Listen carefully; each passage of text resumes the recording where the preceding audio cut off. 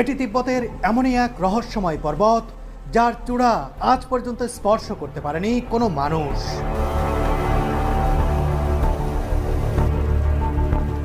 এই পর্বতে গেলেই অস্বাভাবিকভাবে বেড়ে যায় মানুষের বয়স, বাড়ে হাতের নখ ও মাথার চুল।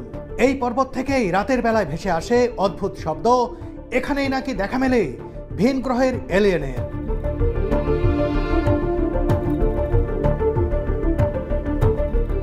বহুল প্রচলিত এমন অজস্র বিশ্বাস আর অলৌকিক ঘটনার বিপরীতে আজ পর্যন্ত শক্ত কোনো যুক্তি কিংবা ব্যাখ্যা দাঁড় করাতে পারেনি আধুনিক বিজ্ঞান।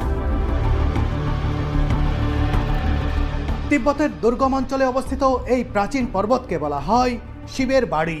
সঙ্গত কারণেই হিন্দু ধর্মাবলম্বীদের কাছে এটি খুবই গুরুত্বপূর্ণ এক তীর্থস্থান। ওইখানে আপনি দেখবেন